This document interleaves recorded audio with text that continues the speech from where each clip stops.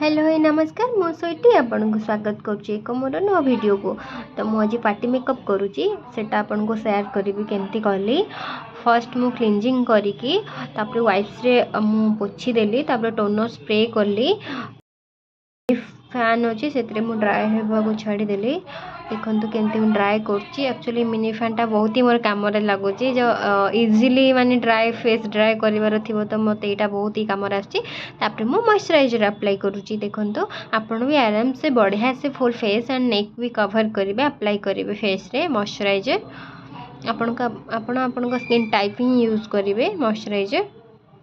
देखो मु आराम से अप्लाई करुच्ची तापरे मु प्राइमर यूज करी। देखो टिके फेस आपण मॉइस्चराइजर पर 5 मिनिट्स छाड़ी देबे टिके फेस रे माने भल सिमल्सिफाई करदेबे तापरे आपण प्राइमर यूज करेंगे। देखो तापरे मु प्राइमर यूज करुच्ची। प्राइमर आमर ये यूज करवा कथा आम स्किन प्रोटेक्ट करवा एंड आमर जमती को मेकअप पर मेकअपटा आम ब्लैक हो जाए तो सेटा नहेबाई आम प्राइमर यूज करते। तापरे मु मैडम कर स्किन करेक्शन करुच्ची। देखो जेहेतु तांकर अपर लिप्स लोअर लिप थिला ब्लैक ब्लैक थिला तो सेटा मु टिके कवर करने को तो थोड़ा सा माने अप्लाई करूथली कंसीलर एंड आईज रे भी टिके थिला। डार्क सर्कल अधिक नथिला तो मुझे बहुत ही कम क्वांटिटी रे यूज कली कंसीलर। तापर मु स्किन चेक करूली फाउंडेशन कोटा यूज करेंगे। एक्चुअली तांको ना हेवी दरकार नथिला लाइट ही दरकार था से मुझे चेक करी मु बेसी व्हाइट ही कर स्किन टोन ही फाउंडेशन अप्लाई करी। देखो तापर आराम से पूरा आपण हल्का हैंड रे ही आपण फाउंडेशन अप्लाई करिकी ब्लेंड करेंगे। जोर से ब्लेंड कले कौन है ना प्रोडक्ट बाहरी जाए ब्लेंडर रे से कि आपण आराम से ब्लेंड करेंगे। एक्चुअली मोर वीडियोटी लॉन्ग हो मु स्पीड कर देछि आपण आराम से ब्लेंड करेंगे जहाँद्वारा कि स्किन आपणकर भल से सेट हो फाउंडेशन। देखो मुझे आराम से ब्लेंड करुच्ची आपण ईयर एंड नेक भी कवर करेंगे सेटा भल लगे ना माने नेकटा अलग कलर आसीबो एंड फेस भी टिके अलग कलर आसीबो तो भल लगे से नेक भी कवर करेंगे। देखो मु नेक भी कवर करुच्ची।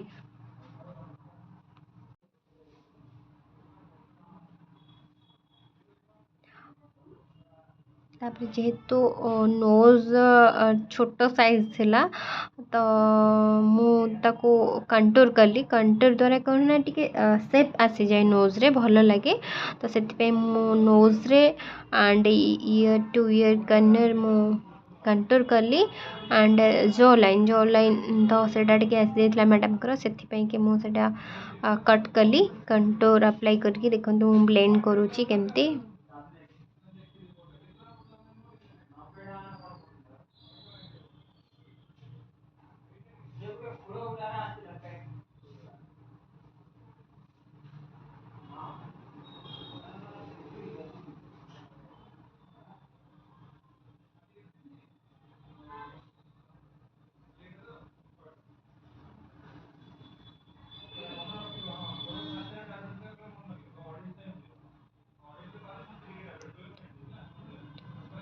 तापरे मु फेस बेक करी। बेक माने ये केक करूनी तो माने बेकिंग कहा जाए एक्चुअली पाउडर सेट को तो मु पाउडर रे सेट करुँची मैडम को फेस को जहाँद्वारा कि बेसी मु आईज तले ही देली कहीं सीटी बेसी स्वेट बाहर अपर लिप्स रे तो सीटी बेसी देली मु पाउडर बाकी रे दीजिए हल्का हल्का कहीं अधिक ही आसीज माने जमती मैट लुक आसीज से मु बहुत ही कम क्वांटिटी रे पाउडर अप्लाई करी थी।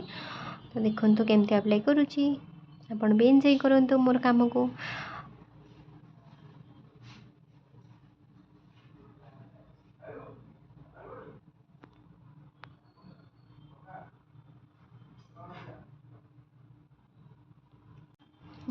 मैडम आमर हसी दौरान बहुत भल भल मैडम आमर।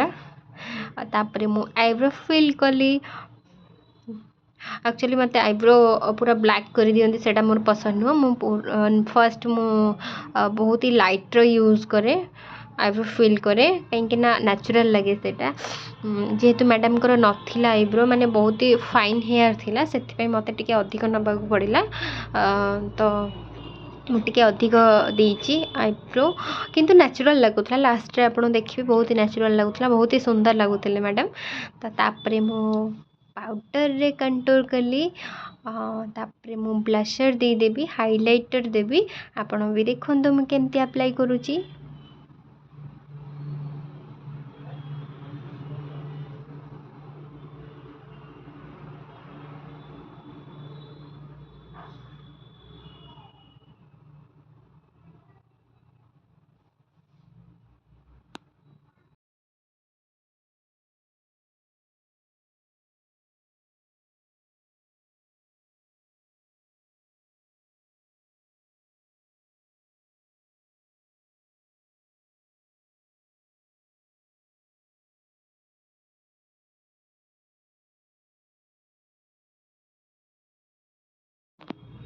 तापर मु नोज रे हाइलाइटर देदेली तो बहुत बढ़िया लगे फेसटा एक्चुअली हाइलाइट हेले टिके फेसटा टिके अधिक माने सेटा साइन आसी जाए से कि हाइलाइटर यूज करवा कथा तो मु भी बहुत यूज करे।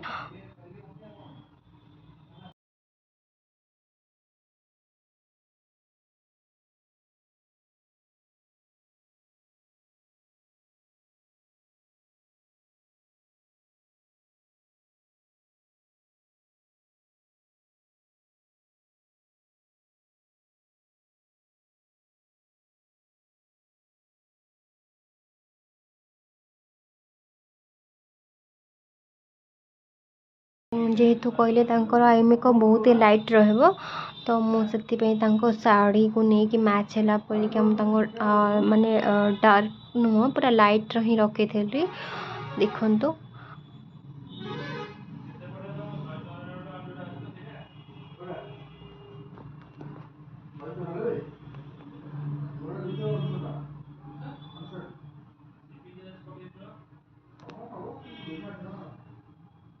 आपण आराम से पूरा माने हल्का हैंड रे ही आपण ब्लेंड करेंगे जमा भी प्रेशर देवेनि देखो तापर मु थोड़ा सा ग्लिटर लगे दूसरे टे साइन पाई देखो बहुत ही कम देखो जेहेतु स्मॉल आईज थी मैडम से मुझे अधिक किसी कलर देनी तो शाढ़ी रे ही गोटे दुईटा कलर ही मुझे अप्लाई करी देखो।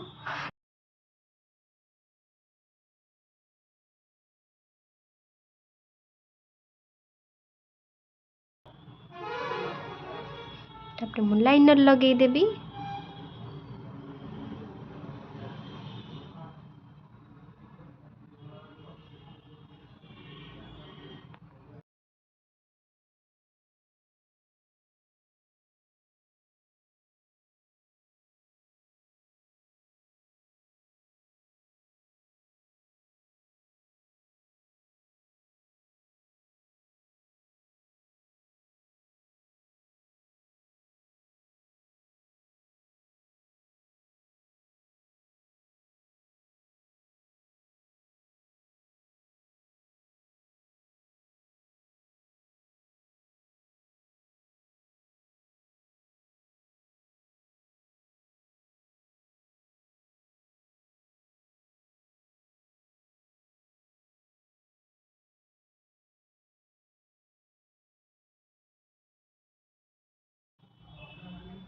लाइनर पर मोर फेवरेट बिंदी बिंदी बिना मत बिल्कुल भी भल लगे बिंदी लगेदेली देखो सुंदर लगुच बिंदी बहुत ही सुंदर लगे बिंदी और लिपस्टिक देखो मुझे बिंदी पर लिपस्टिक लगौची।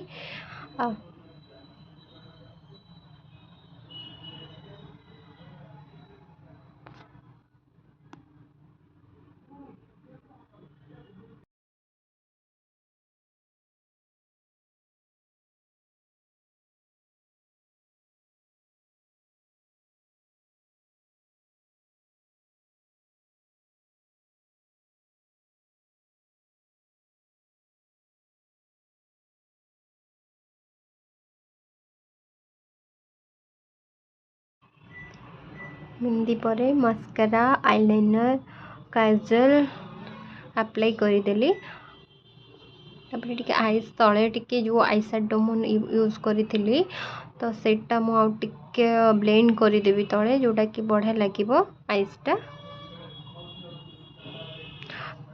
काजल अप्लाई करुची से आई शेडो ब्रश रे बस ब्लेंड करार अच्छे ब्लेंड कले टिके कौन नेचुरल लगे बहुत ही बढ़िया लगे